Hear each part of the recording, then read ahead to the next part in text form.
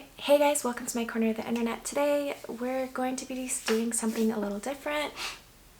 I'm sorry, I have allergies now that I'm older. Great. Today we're going to be filming something a little bit different. Kind of the reason why I started my channel. It wasn't really for like the random flight attendant stuff or like the random innovative makeup looks that I do.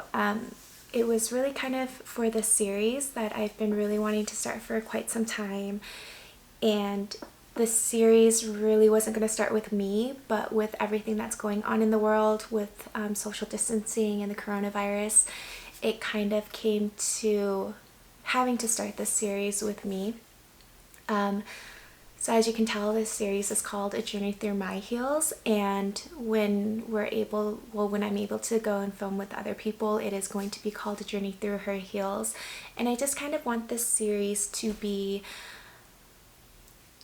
kind of like a place for everybody to feel like, okay, I'm not the only one, and that like we can come together as a community and just be there for each other. And everybody has a different journey through life, and I think it's really cool to hear other people's stories and stuff like that. So that's kind of why I wanted to start this series. And again, I really didn't want to start with me. I'm a really private person and I don't like sharing my shit. But so this is kind of uncomfortable for me, but I know that it's gonna be good for me. It's gonna be like a healing process for me too, and now I can get closer to you guys. And yeah, so yeah, let's begin. Let's start with like a little bit of a background with me. I am full Korean. I know I look half. So for a really long time, I was called the ugly duckling. Apparently I was really cute when I was like a baby till like age 3 or 4 or 5 or something like that, and people would like fuss over me. Like people would always try to hold me and touch me, and because I was so cute, and I don't like being touched and I don't like being fussed over, so I was like that kid that would give people dirty looks like, what are you doing? And so when I was kind of old enough to be able to like dress myself and to like express to my mom like I don't want to wear dresses and I don't want to do these things, like I kind of became a tomboy. A little quick background is on my mom's side there's 10 cousins and only 3 of us are girls. I have an older cousin who is 8 years older than me. Her name is Sandy. And then myself, and then my little cousin Hetty, who has always just been like girly, and Hetty's 2 years younger than me. So with that being said, obviously Sandy was very tomboyish, I was very tomboyish, and she was kind of the person that I really like looked up to growing up. So I kind of embodied that and I became a tomboy. My hair was always tied up in a high ponytail, like just slicked back. Like I'm a product of the 90s, so I don't, if you want to picture like 90s fashion, that was definitely me. And I never wore shorts. It was always like a t-shirt and like the big baggy jeans that were in the 90s and stuff like that. And surprisingly, boys did like me through school. I didn't like boys. That's a whole different story. No, I'm not gay, I am straight. It's just boys never interested me when I was in school. I just wanted to hang out with my friends and go to school and be like a normal kid. So with that being said, I grew up as a tomboy. I hung out with a lot of guys and I hung out with my cousins and kind of just like lived my own life. I was not allowed to wear makeup through high school, nor was I allowed to date. So there's that. And when you have low self-esteem and you're like really struggling on loving yourself, that brings in a lot of toxic people into your life. And when you're younger and you're so impressionable, you don't really realize how toxic people are. My high school best friend, I say best friend because she was my best friend, but I realized how toxic that relationship was. She really made me feel like this like strange person because I am so tall. I'm 5'9". And in high school I was only like 5'7", 5'8", but compared to her I was really tall. Like she's only like 5'2". And she was definitely like the pretty girl in high school. Like she wore makeup and she was girly and all of these things, and I wasn't like that. And I don't even know how we clicked and how we became friends in high school, but we did. And she definitely always like kind of made me feel like not comfortable in my skin, and I don't think she did it intentionally. It was just how it kind of happened. And for a really long time I struggled with being so tall, and that's probably why I have such shitty posture, is because I was so tall and a lot of my friends were really short. So I was just kind of like trying to scrunch down into being onto like their level, like their height, I guess. And I really didn't embrace my height till probably my 20s, in all honesty. Like I always felt very uncomfortable with being tall, and then in college is when I hit 5'9", and I really struggled with that too. Like I was in college and I was slowly kind of coming into myself, where I was carrying my like being more girly and like wearing dresses and shorts and just kind of embracing like the more girly side of me. But when you just kind of shoot up a couple more inches and you like Asian boys, and a lot of Asian boys are shorter than you, like you're kind of struggling. Like I always had this internal struggle of being tall, and like society saying that the boys are supposed to be taller than you and you can't like boys shorter than you and all of these things. And also I don't want to like talk bad on my culture or anything like that, but in the 90s when I was growing up, it wasn't like this big thing to be mixed. Like now everybody's mixed, like my daughter's mixed, but it was like frowned upon. I don't really want to say it was frowned upon, but people like made fun of you for being mixed or not pure-blooded. And even though I'm full Korean, like I got teased for looking half white. Like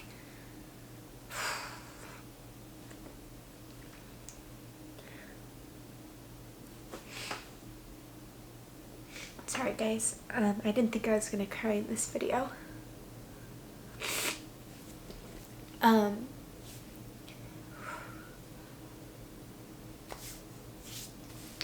But yeah, like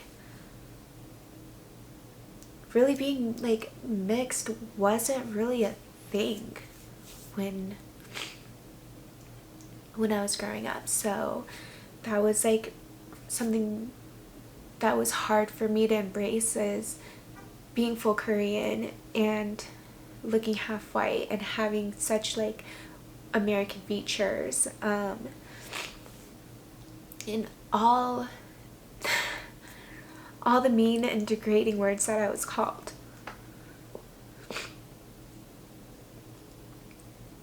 Because I looked weird, right? And it's funny because it's like even older people would call me these degrading ass words, and I'm just like, what are you teaching your kids? Like you're teaching your kids that like it's okay to be openly racist just because I look half white, when you know that I'm full Korean. And why does it matter what I look like? Even to this day, like people never know like what nationality I am, and but it's always you're mixed. And again, it's nothing against mixed people. I think mixed people are beautiful. I think the more you're mixed with, the more beautiful you are. So anyways, so I never really felt pretty. And even when people would tell me I was pretty, I never really believed it. And having such low self-esteem, I was very shy, and I immersed myself in books, and I think that's why I read so much, and I do enjoy like my me time with like just reading and stuff like that. However, I started wearing makeup probably when I was 23. I would wear makeup like if we went clubbing and stuff, and when you know you're 18, you're going to the clubs, like I would wear makeup on weekends like that. And even when I was 21, and I think it was at age 23 where I would wear makeup consistently, like on an everyday basis, and I was wearing false lashes and just like this whole like look that you guys see now.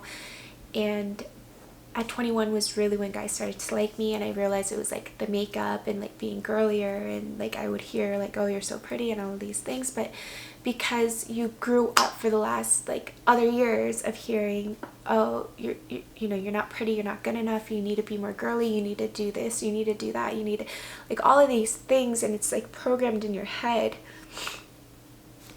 And really struggling with self-love and really accepting like this is who you are. But yeah, like I remember seeing one of my uncles, he came into the restaurant that I worked at for a really long time, and you know, he even said it, he's like, you know, you were such an ugly little kid. I remember you running around like all tan and light hair, and you just weren't very cute, but now look at you, you're so pretty. Like all of these comments, and it's not even like just him who said it, it's like many people. At my cousin's wedding, my cousin's side, her mom's side of the family, didn't even recognize me. They're like, oh my god, who are you? Like, oh my god, you've gotten so pretty and all of these things. And it's hard because I don't understand why everything is always geared to the way you look, because it shouldn't be. My grandma always told me, you know, it's not about what's on the outside, it's about what's on the inside, because all of this fades. You're not going to be young forever, and you're not going to look like this forever. And that always stuck with me, and I always felt like that. So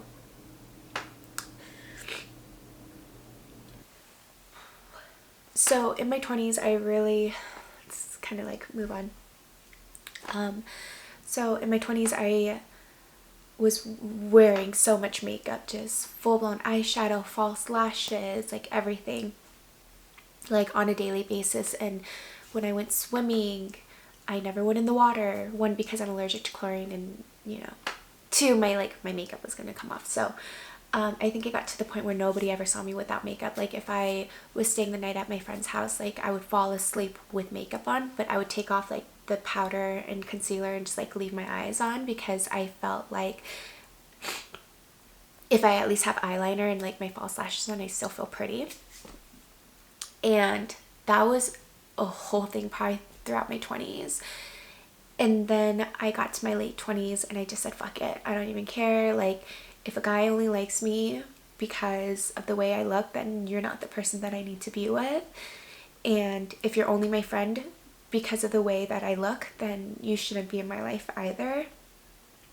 And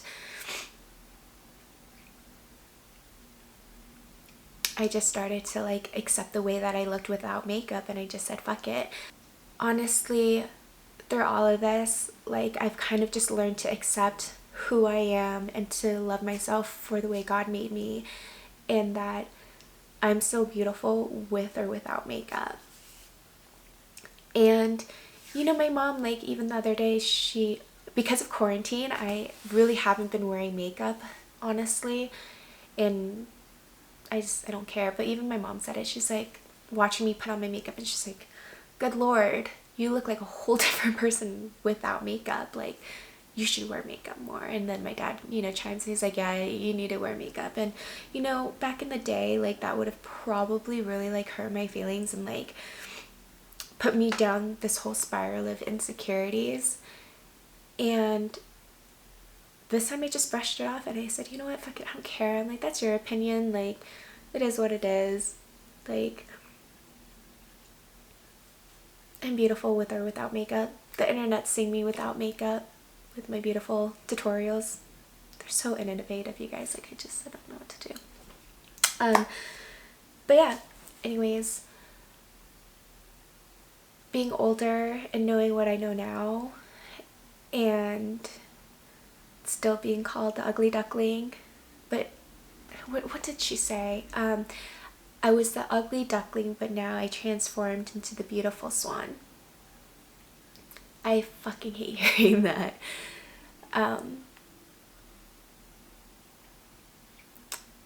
But it's fine. Everybody can have their opinion about me and say whatever it is, but I know who I am as a person now. And I am a long giraffe. And again, I used to get like teased for being so tall, and my friends used to call me a giraffe, and it was just kind of their thing of like teasing me, and now I embrace it. Like, go ahead and call me a giraffe. I think giraffes are beautiful. They're my favorite animal. My daughter loves giraffes. So if anybody ever like really picks on you and like gives you a weird name and stuff like that, like, embrace it and just turn it around to like where you're okay with people calling you that, and be you, you know, because there is no other person that's like you, and you're here for a purpose, and love you for you, and embrace yourself for who you are. And if you don't love who you are, then take the steps to change who you are so you can become a better version of you. And I'm not saying I'm perfect. I'm still learning to love myself every day and be a better version of myself every day and all of these things. Anyways, guys, thanks for watching this video. Don't forget to tap that subscribe button and that notification bell because we upload every Mondays and Fridays. I'll see you in my next video. Bye, guys.